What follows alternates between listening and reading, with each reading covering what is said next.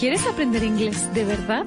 Únete a Vaughan Groups, clases en grupo divertidas y eficaces. Más de 4.000 alumnos nos eligen cada año. Entra en grupovaughan.com. Encuentra todos los libros de nuestros presentadores de radio en las tiendas Vaughan o en vaughantienda.com.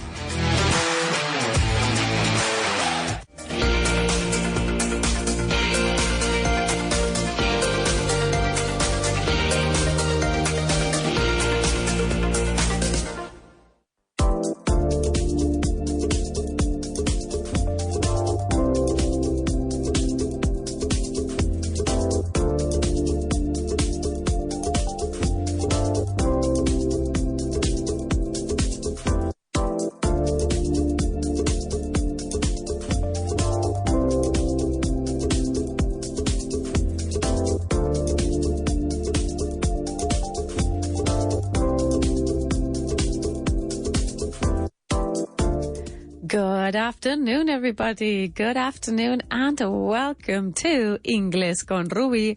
I'm your host, Ruby, and today is Tuesday.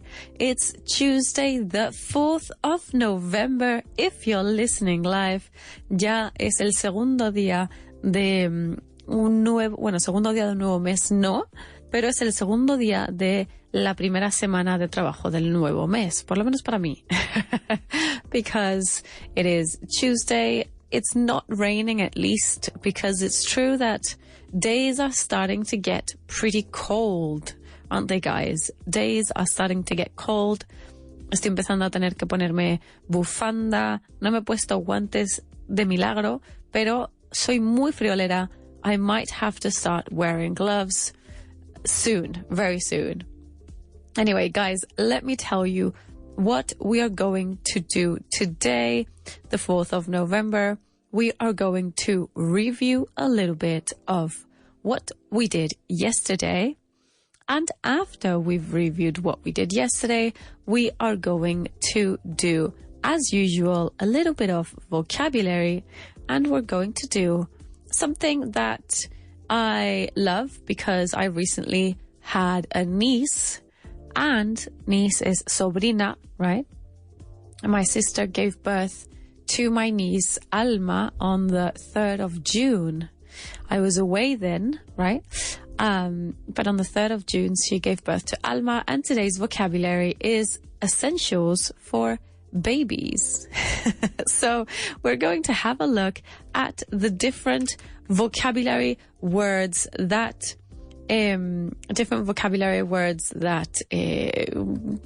maybe these are needs for babies, I guess, right? So I'm going to say a few words in Spanish. You're going to say them in English. First, let me tell you the rest of the things that I have in store for you. We're going to practice some grammar, and we're going to practice the present perfect continuous today. That's what we're going to do, present perfect, and I'm going to add the continuous, present perfect continuous. After doing the grammar, the present perfect continuous, we are going to do an expression. It's not an idiomatic expression, or it can also be considered, of course, a phrasal verb. And we're going to do to be up for. Vale, cuidado con la diferencia entre to be up for and to be up to. Luego la voy a explicar. To be up for, que es tener ganas de hacer algo. Sí, estar dispuesto a tener ganas de hacer algo. After that, last but not least, we did not practice a phrasal verb yesterday, and that is what we're going to practice today. At the end of the show, we are going to learn how to use the phrasal verb to leave on, dejar encendido o dejar abierto. Alrighty. So that's what I have in store for you guys today. Let's start with today's review.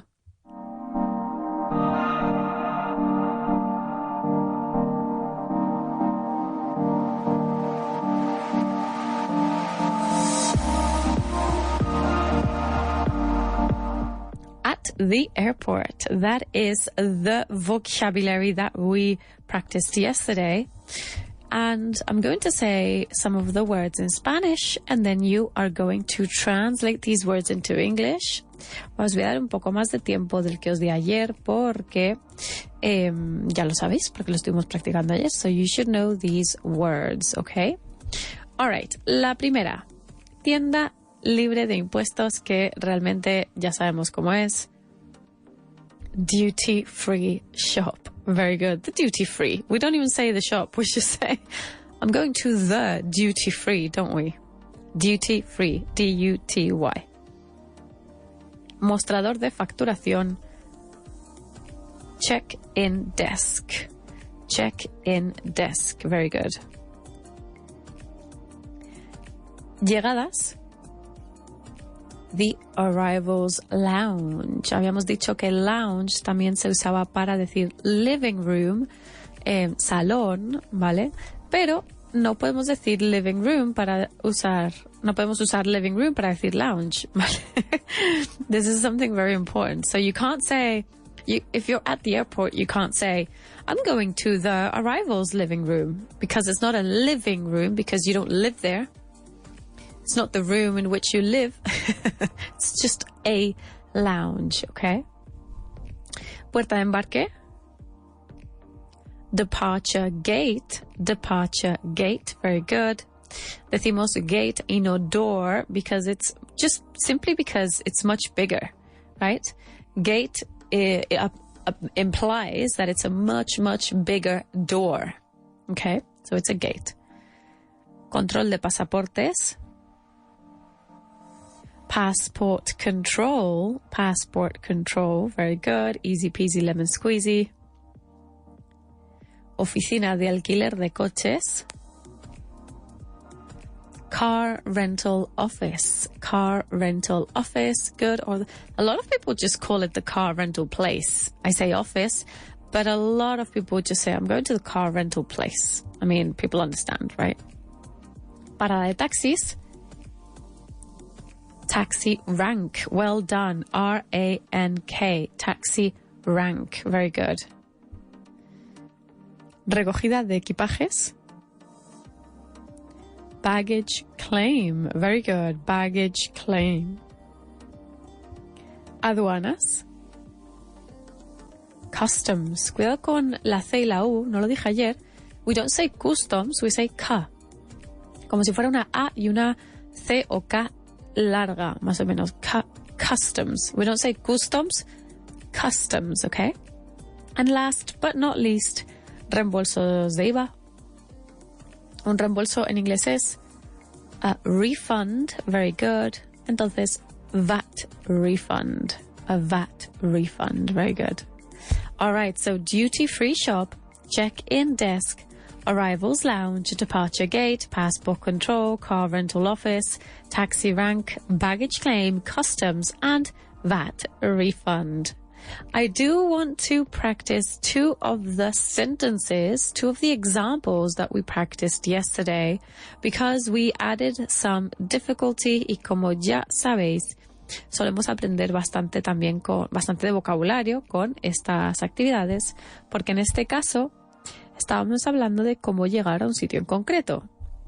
Entonces, para llegar a un sitio en concreto, decimos, pues gira a la derecha, gira a la izquierda, a la vuelta de la esquina, sigue recto, right? So yesterday we practiced a little bit of this. So I'm going to say a few things in Spanish and you are going to build the sentence for me. Voy a decir, por ejemplo, gira a la izquierda, aduanas, 3 minutos andando, reembolsos de IVA. And you're going to say, turn left at customs and walk straight for 3 minutes, then you'll get to VAT refunds. ¿Vale? Let's do 2. Derecha, mostrador de facturación, 1 minuto, llegadas. Turn right at the check-in desk. Turn right at the check-in desk. Walk for 1 minute and you'll get to the arrivals lounge. Turn right at the check-in office. Walk straight for 1 minute and you'll arrive or you'll get to the departure lounge, right? Or the arrivals lounge. So, arrive at or get to. Venga, una más. A la izquierda, puerta de embarque, andamos 4 minutos y llegamos a la recogida de equipajes. Turn left at the boarding gate. Walk straight for 4 minutes and you'll get to the baggage claim. Turn left at the boarding gate. Walk straight for 4 minutes and you'll get to the baggage claim. Very good. Well done, guys. So, turn left, turn right. También puedes decir turn around the corner o turn the corner. Gira a la esquina. Haz un giro por la esquina. Turn that corner. Turn right at the corner. Turn left at the corner. ¿Vale? At the roundabout, take the 6th exit, for example. Vamos a hacer un día de estos un vocabulario como este, okay? All right. Now, we have a couple more things to review. Well, one more. I'm going to review one more thing with you guys. Voy a repasar una cosita más con vosotros. I want to review the modal should, which is what we practiced yesterday. We practiced modal should. Should and shouldn't, estuvimos viendo, right? And we did a few sentences using a bit of logical conclusions, right? So I said, for example, I never have time to study. And then you would say, well, you should make time to study. You should make time, right? O si digo, I spend too much time on my phone, demasiado tiempo, much porque time es incontable. I spend too much time on my phone. Well, you should put your phone away sometimes. You should spend less time on your phone. You should spend less time on your phone. O podemos decir en este caso, you shouldn't spend so much time on your phone. You shouldn't spend so much time on your phone. Very good. No deberías pasar tanto tiempo con tu teléfono o en el teléfono. Let's do one more. La primera que hice ayer que era, doctor, I'm always tired. And the doctor's response is, well, you should rest more. Or you should go to bed earlier. You should go to bed earlier. Or maybe you shouldn't work so much. Right? You shouldn't work so much. Very good.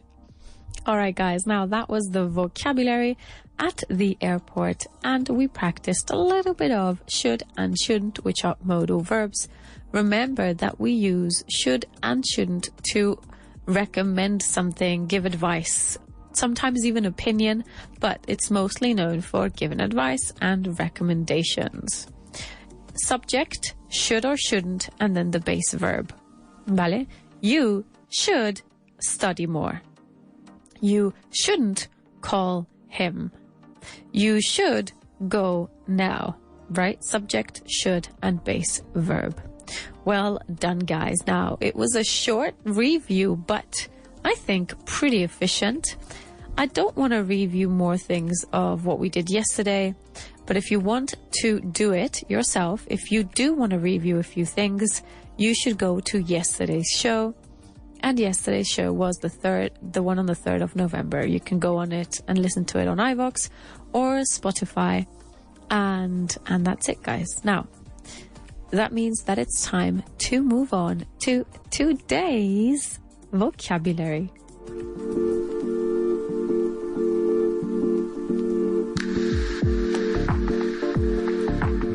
Essentials for babies. So, we're going to have a look at different things that are essential for babies. I'm guessing the general thing that everybody needs when they have a baby, right? Regardless of, if you want to be a more protective mom, if you want to be a more protective mom, or if you want to be a less protective mom or more chill, regardless of what type of mom you want to be, I guess that these are I'm not a mom, but I guess that if it says essentials for babies, then these are the things that I guess every mom needs, or every baby needs, right? So every parent as well. Let's have a look at it. I'm going to say a word in Spanish. I'm then going to say it in English, and you are going to repeat after me. Vais a repetir después de mí. Yo voy a decir algo en español, una palabra, luego la voy a decir en inglés y quiero que repitáis después de mí, ¿vale? Let's do it. Sonajero. Rattle. R-A-T-T-L-E. Rattle or rattle. R-A-T-T-L-E. Very good. Monitor de bebés. A baby monitor. This was easy peasy lemon squeezy. Monitor de bebés. We literally translate it. And as you know, if we have to describe something, and in this case, we're describing what type of monitor it is, baby becomes an adjective, and we have to put it in front of the noun. So baby monitor. Very good. Chupete. That's called a dummy. A dummy. D-U-M-M-Y. D-U-M-M-Y. Dummy también es una persona, a lo mejor cuando le quieres decir a alguien, oh, qué tonto, ¿no? Eres tonto. Básicamente, you would say, oh, you dummy. Not necessarily in a bad way, maybe a lo mejor de una forma así cariñosa. You would say it like this, you dummy, right? It comes from the word dumb, which is tonto, literally, that the translation is tonto. And dumb, we write it with a B at the end, D-U-M-B. So, don't confuse dummy, chupete, for dumb, which is tonto or tonta, right? For male or female. So, dummy is chupete. Un babero. A bib. B-I-B, bib. B-I-B, así. Cuna. A cot. Very good. Cot. C-O-T. Cochecito. A buggy. B-U-G-G-Y. A buggy. Osito de peluche. Do you know this one, David?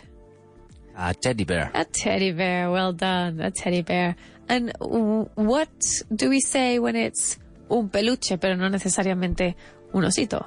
I would say a puppy. No. No. A puppy es un perrito. Vale, pues. Un bebé, perro bebé. I don't know. No. We call it a stuffed animal. Yeah. Because it's stuffed Un animal with... relleno. Eso, es justo. That's it. Thank you, David. Sí, un animal relleno. A stuffed animal. Muchas veces se usa teddy para decir que tienen un peluche. Oh, they have a teddy. ¿Por qué? It comes from teddy bear. And maybe it's not really a bear. And they say, she has a teddy. My daughter has a teddy. My son has a teddy. But in reality, the actual name for that object is stuffed animal. S-T-U-F-F-E-D, stuffed, porque está relleno, stuffed animal. Very good. Biberón. This was easier in English. Can you guess? No? David's like, no. No idea. The easiest thing, what do you think of? Un biberón. ¿Qué es en realidad el biberón?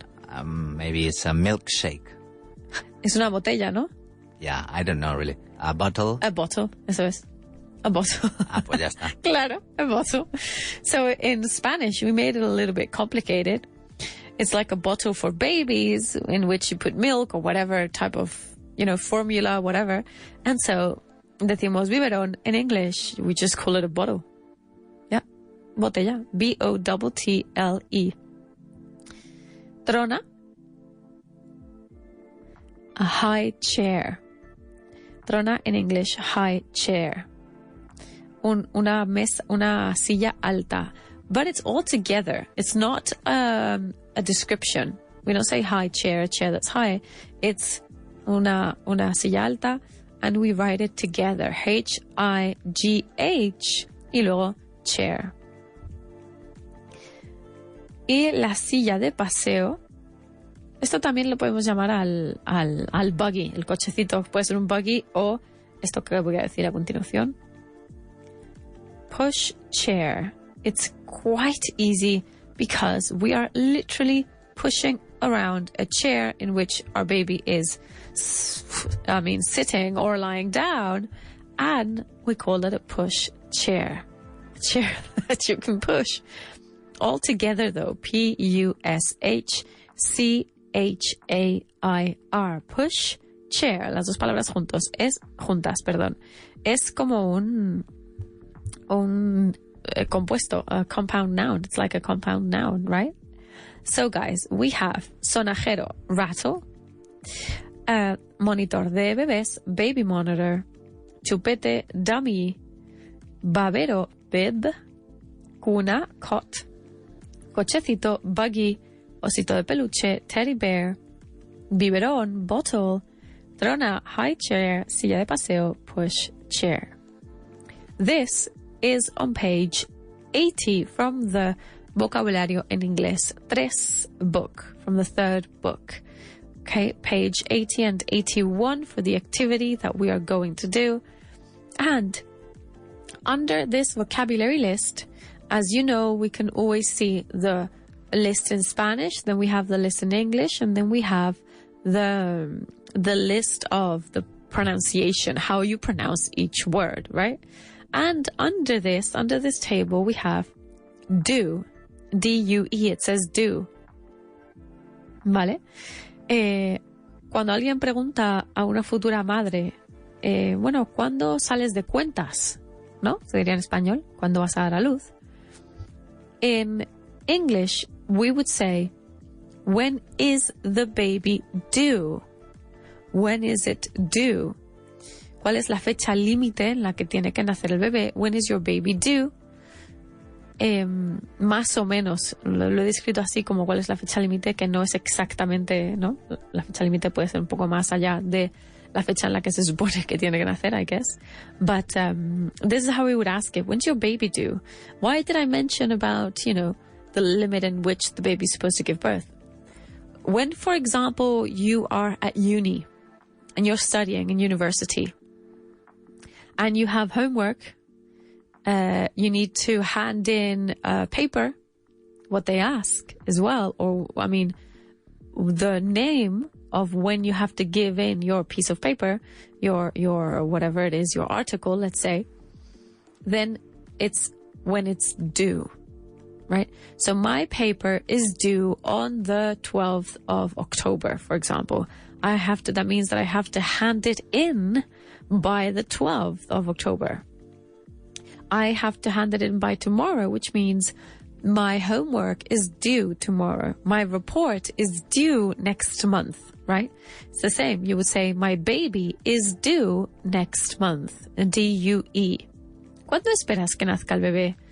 Well, my baby is due in 2 weeks, por ejemplo. O no salgo de cuentas hasta verano, en inglés. My baby isn't due until the summer. My baby isn't due until the summer. Vamos a hacer otros 2 ejemplos, los que tenemos aquí. Gloria sale de cuentas el 28 de noviembre. Vale. Gloria's baby is due on the 28th of November. Gloria is due on the 28th of November. Very good. She's due on the 28th. Tiene que nacer el 28 de noviembre. She's due on the 28th of November. Now, ¿cómo dirías en inglés? He roto aguas. It's pretty simple because we translate it literally. And we would say, my water broke. No decimos waters, no lo decimos en plural, lo decimos en singular, the water. Oh my God, my water broke. I have to go to the hospital. My water broke. He roto aguas decimos my water, se ha roto mi agua. Es como lo diríamos en inglés. Mi agua se ha roto, ¿vale? So, when is my baby due? And my water broke. And what we're going to do with all of this vocabulary, not only those words that we have learned, but also to be due and to have your water break, we're going to build some sentences, okay? We're going to build sentences with a name that I'm going to give you and some vocabulary words that we have learned. For example, if I say Leila chupete monitor de bebés, you are going to say Leila's baby is due on... Bueno, eso me falta la fecha para eso. We need a date for that. We would need a full date for that. But we're going to do an activity. We're going to build some sentences using these vocabulary words. First, though, we have to go on a short break, guys. We have to go on a short break. But stay tuned because we will be back in 4 minutes.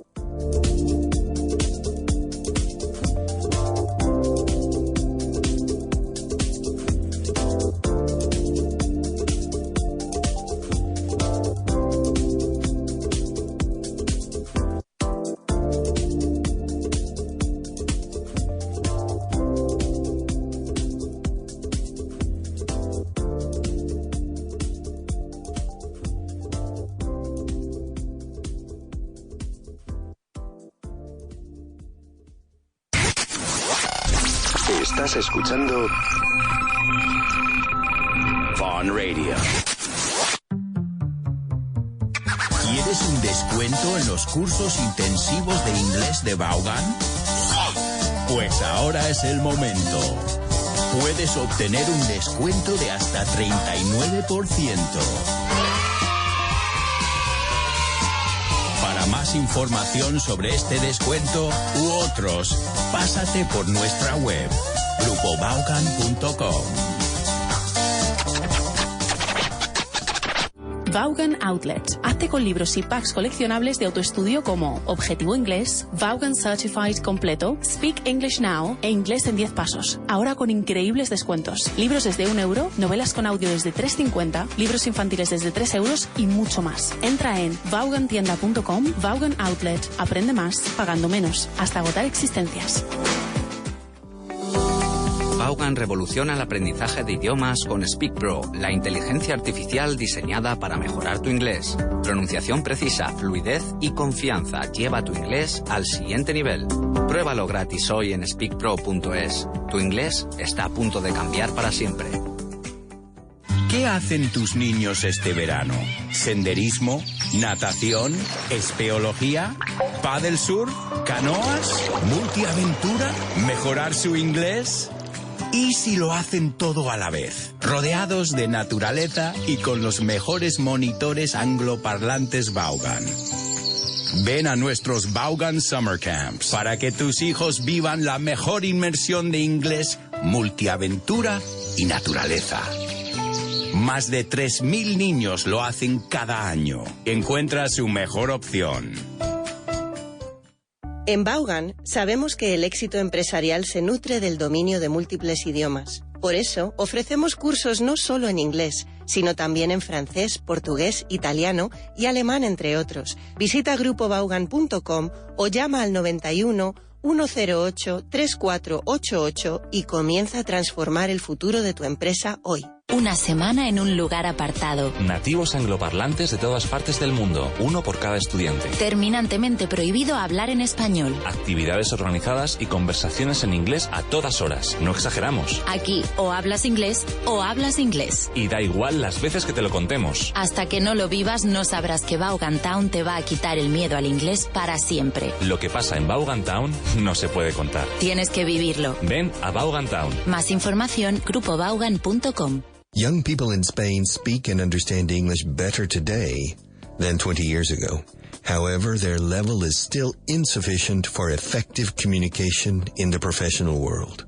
If you're a young person, and if you want to progress in your profession rapidly and decisively. Stop everything and focus now, 100% on English. Get the problem 100% out of the way now. Don't postpone it. ¿Quieres aprender inglés de verdad? Únete a Vaughan Groups, clases en grupo divertidas y eficaces. Más de 4.000 alumnos nos eligen cada año. Entra en grupovaughan.com. Encuentra todos los libros de nuestros presentadores de radio en las tiendas Vaughan o en vaughantienda.com. You are listening to Every day. To listen to Vaughan Radio. You're listening to Vaughan Radio. Tune in every day. Vaughan Radio.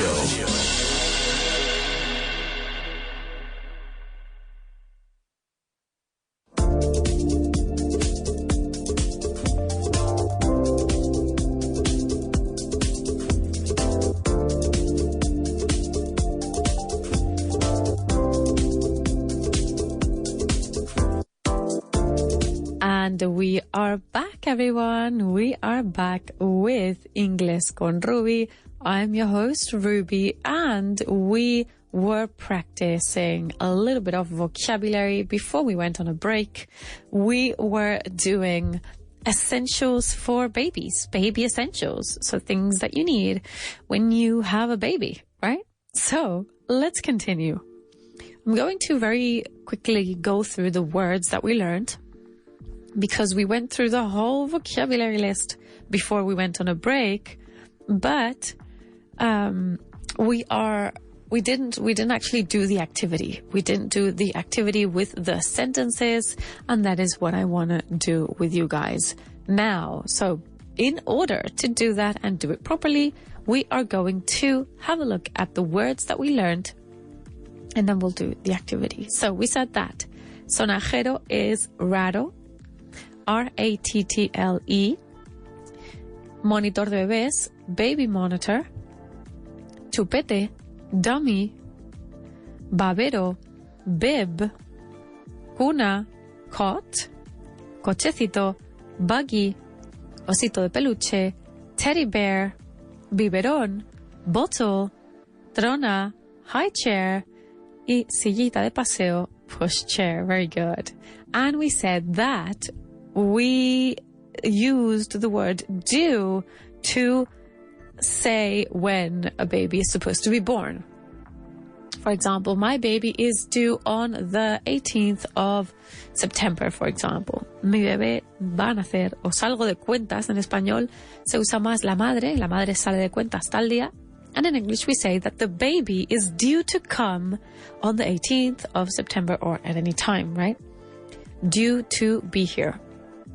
So guys, we learned these words, we learned due, we learned also how to say que he roto aguas. In inglés decimos que mi agua ha roto, and we say my water broke. Se me ha roto el agua. My water broke, right? And so what we're going to do is use these vocabulary words. First, we're going to start with to be due and the vocabulary words that we learned. Yo voy a decir chupete y monitor de bebés. And I want you to say, I'm due in 2 weeks, or well, my baby's due, perdón. My baby's due in 2 weeks, so I have to buy a dummy and baby monitor. Right? My baby's due in 2 weeks, so I have to buy a dummy and baby monitors. Very good. All right, next one. Sillita de paseo, biberón. Sillita de paseo and biberón. I am due in my baby's due in 2 weeks, so I have to buy a pushchair and a bottle. My baby's due in 2 weeks, so I have to buy a pushchair and a bottle. Very good. Babero, sonajero. My baby is due in 2 weeks, so I have to buy a bib and a rattle.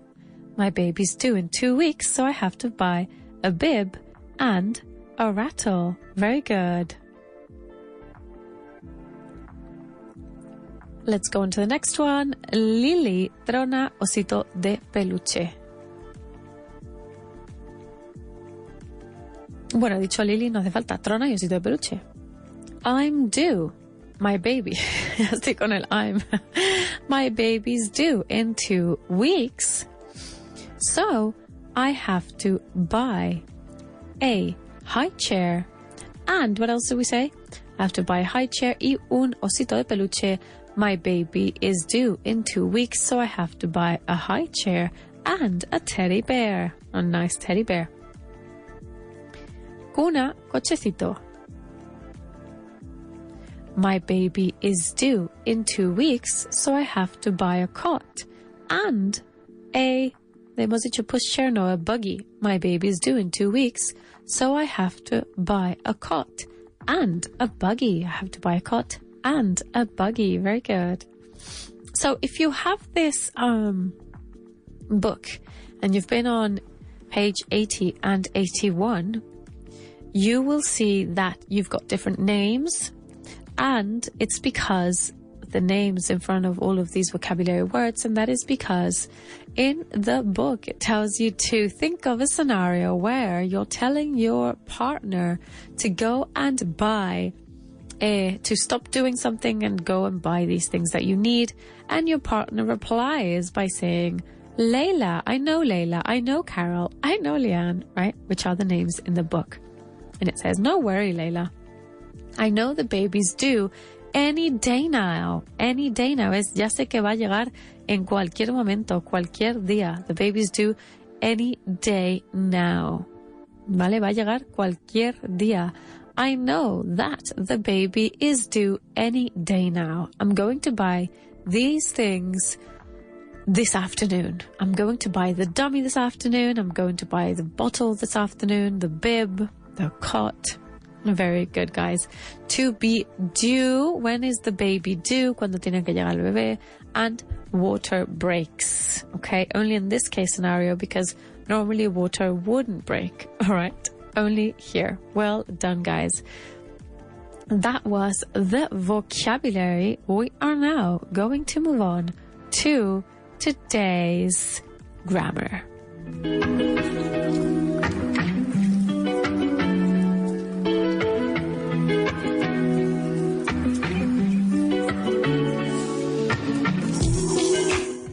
Present perfect continuous. Present perfect continuous. So we're going to practice it. Sometimes in the continuous and sometimes just the present perfect. I am going to make you guys build some sentences at the same time as you translate them. So what I'm going to do is say, mi hermano estudiar. Y quiero que digáis, mi hermano ha estado estudiando para sus exámenes finales. ¿Cómo hacemos esto en inglés? Well, we use subject, auxiliary, example verb, and then whatever sentence, right? So, we use this tense, guys, we use this tense and this structure when, for example, an action has started in the past and continues now, ¿vale? He has been studying, ha estado estudiando, ¿vale? Significa que o continúa haciéndolo, o bueno, en el caso de esta frase en concreto, acaba de dejar de estudiar. Ha estado estudiando todo el mes. Seguimos en el mismo mes, ¿vale? Ha estado estudiando todo el mes, o sea que hace muy poco que ha dejado de estudiar. Por ejemplo, we have been cooking dinner. Hemos estado cocinando la cena. We have been cooking dinner.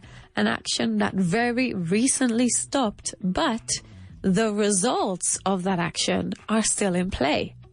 So we have been cooking together. Now we're having the dinner, or we're eating it. So the results are still in play. The consequences are still going on, right? Okay. Are you guys ready? Remember, subject, haven't, hasn't, been, y luego el verbo en ing. ¿Vale? Subject, hasn't or haven't, y luego usamos been, B-E-E-N, y the verb in the ing form. Let's go. Mi hermano, estudiar. My brother has been studying for his exams, or my brother has been studying, right? My brother has been studying. Very good. Nosotros, cocinar. We have been cooking. We have been cooking. Vamos a ponerlo en pregunta. Have we been cooking? Have we been cooking? Invertimos el orden. We have been cooking. Y la pregunta, have we been cooking? Very good. Ella, leer. Ella, leer ese libro durante días, vamos a decir. She has been reading that book for days. She has been reading that book for days. Very good. Ellos, limpiar. They have been cleaning. They have been cleaning. Very good. Han estado limpiando. They have been cleaning. Yo, escribir. I have been writing. ¿Y qué he escrito? Pues let's say que he escrito correos electrónicos desde por la mañana. I have been writing emails since this morning. I have been writing emails since this morning. Very good. Tú, aprender inglés muy rápido. You have been learning English really fast. See, in this case, you have not yet stopped learning English. You have been learning English really fast. Very good. Los niños, correr. Han estado corriendo en el parque. The children have been running around in the park.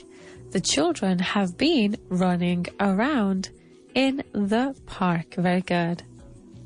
Mi jefe, quejarse todo el día. My boss has been complaining all day. My boss has been complaining all day. Very good. Let's do a few more. Ella, estudiar, no. O sea, negativo. She has not been studying. She has not been studying. Very good. Ellos, discutir. Otra vez. They have been arguing again. They have been arguing again. Han estado discutiendo de nuevo. They have been arguing again. Very good. Let's do one more. El bebé llorando desde la medianoche. The baby has been crying since midnight. The baby has been crying since midnight. Very good. So guys, the present perfect, aquí lo hemos estado haciendo con el continuo, present perfect continuous. So we use subject, then the auxiliary, which is have, and then been, and then whichever verb you're using, but always in the ing form. Okay? Well done, guys. Now remember that when we use the negative form, invertimos el orden, ¿vale? He hasn't been sleeping. Has he been sleeping? Well done. This was the present perfect continuous. We will review this at some point, maybe next week. And now it's time to start with today's expression.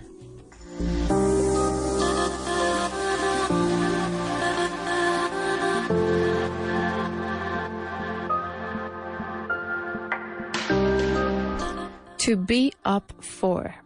To be up for. Significa tener ganas o estar dispuesto a algo. Right? Yo tengo ganas de ir a un concierto. Yeah, I'm up for going to a concert. Se suele usar cuando alguien te pregunta, ¿vale? Más bien, are you up for this? ¿Te apetece hacer esto? Are you up for going to the beach this weekend? Oh, sure, yeah, I'm up for that. I'm up for going, ¿vale? Si usamos un verbo, tiene que ser en ing. Tiene que ser un verbo en ing. Y si no usamos un verbo, tenemos que usar un sustantivo y ya está. Okay, usamos un verbo en ing. Now, don't get this confused with to be up to. When you say I'm up to, what you're saying is lo que estás haciendo. Por ejemplo, ¿qué tramas? Es más bien, cuando alguien te dice, what are you up to? Es, ¿qué plan tienes? Muchas veces en un escenario así más coloquial, a lot of people would say, if they want to, I don't know, do something with you, but first they want to know if you have a plan. Quieren hacer algo contigo, pero primero quieren saber si tienes un plan. Por ejemplo, oye, ¿tienes plan esta tarde? No tengo ningún plan. Ah, pues, ¿te apetece, no sé, ir a tomar algo? ¿No? Hey, what are you up to this afternoon? What are you up to this afternoon? Oh, nothing. Okay, do you want to go for a drink? Right? To be up to something es tener un plan o tramar algo, right? Let's say that you're planning something in secret and someone suspects something. Estás planeando algo en secreto y alguien lo sospecha y te dice, what are you up to? Así con un tono de suspicion, right? What are you up to? ¿Qué tramas? Right? So don't get that confused with to be up for something, que es querer, estar dispuesto a o tener ganas de hacer algo. All right. We are going to build sentences. This time I'm going to say it in English and I'm going to say, you read this book and you are going to ask the question, are you up for reading this book? Are you up for reading this book? Are you up for watching this movie? También se puede decir. Okay? Let's have a look. They watch a movie tonight. Are they up for watching a movie tonight? Vamos a contestar en afirmativo. Yeah, they're up for watching a movie tonight. She tries sushi. Is she up for trying sushi? Is she up for trying sushi? Very good. Vamos a decir no. No, she isn't up for trying sushi. We go to the mountains. Vamos a ponerlo en afirmativo normal, presente simple. We are up for going to the mountains, or continuous. We are up for going to the mountains. Very good. We're up for going to the mountains. Y ahora en pregunta. Are we up for going to the mountains? Very good. He played tennis tomorrow. He is up for playing tennis tomorrow. He's up for playing tennis tomorrow. Very good. En pregunta. Is he up for playing tennis tomorrow? Is he up for playing tennis tomorrow? Very good. Let's do a few more. You work this weekend. Are you up for working this weekend? Are you up for working this weekend? Let's say no. I'm not up for working this weekend. Means no tengo ganas. No, I'm not up for working this weekend. Or out tonight, to go out tonight. Are you up for going out tonight? You'd say, oh no, I'm not up for going out tonight. I am not up for going out tonight. He go running. Is he up for going running? Is he up for going running tonight?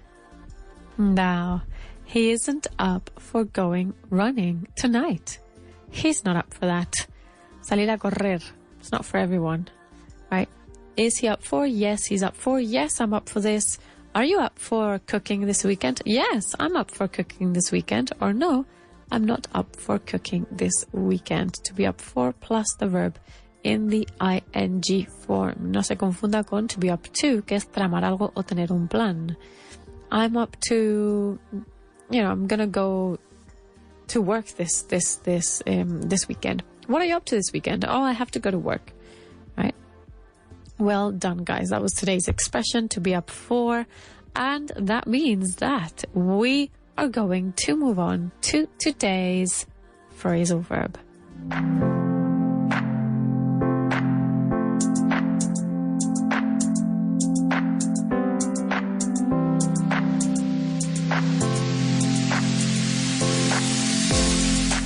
To leave on. So this is a page from the Domina los Malditos Phrasal Verbs Ingleses book.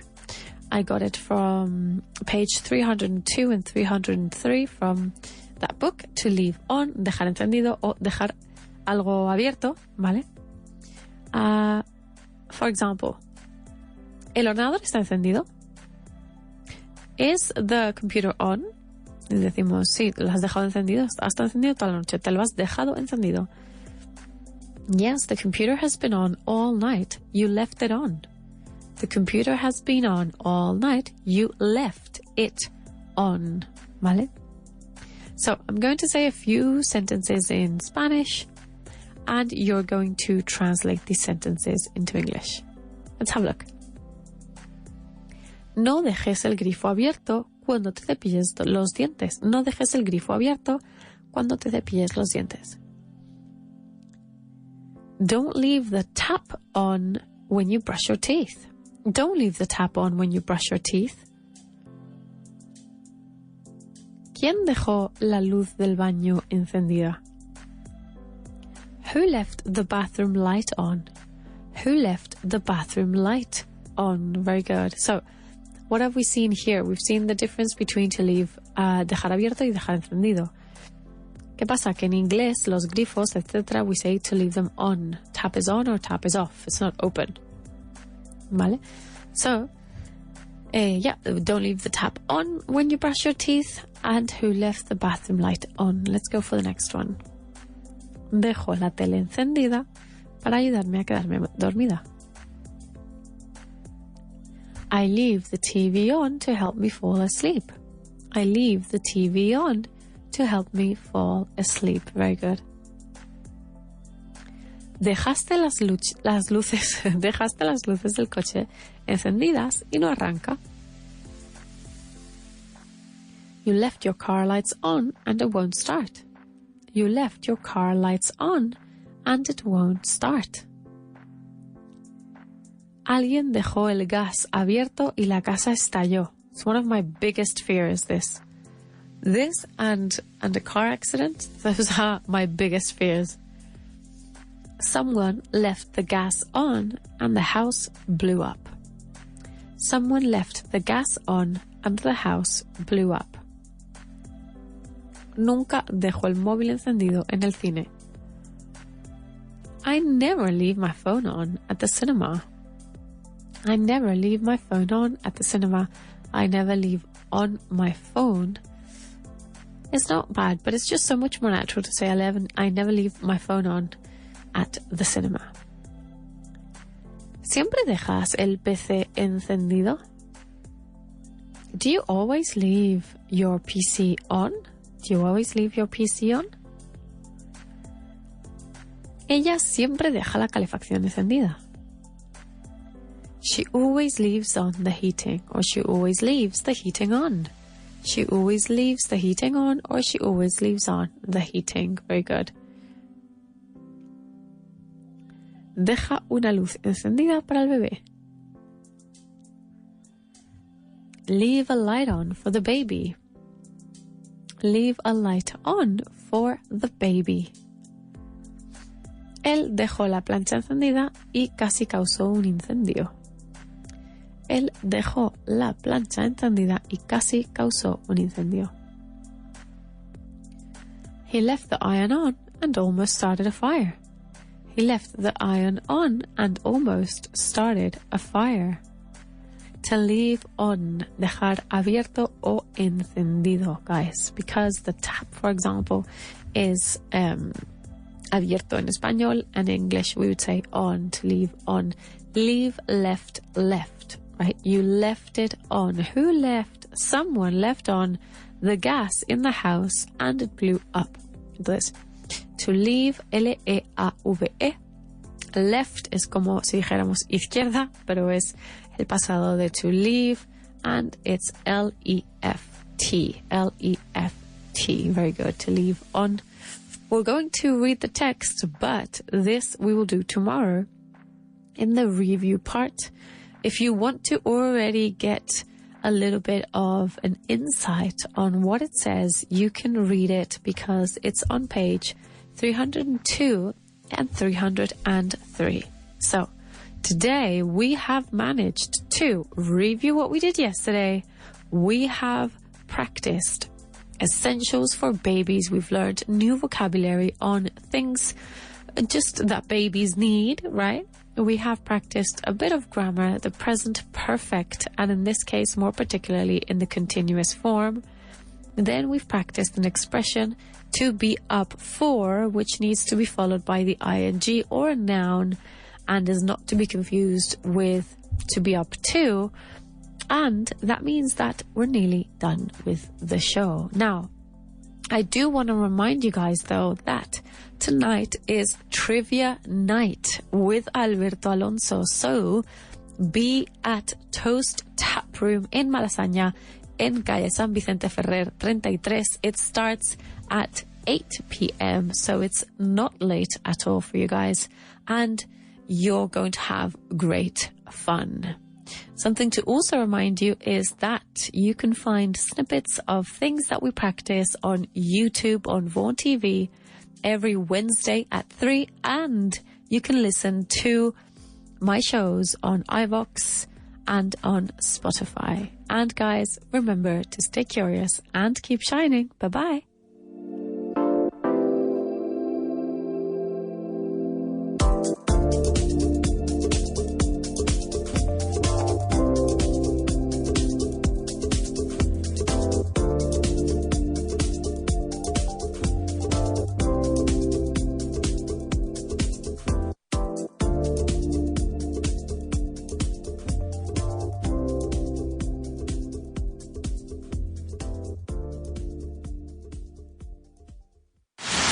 Listening to Vaughan Radio. ¿Quieres un descuento en los cursos intensivos de inglés de Vaughan? Pues ahora es el momento. Puedes obtener un descuento de hasta 39%. Para más información sobre este descuento u otros, pásate por nuestra web, grupovaughan.com.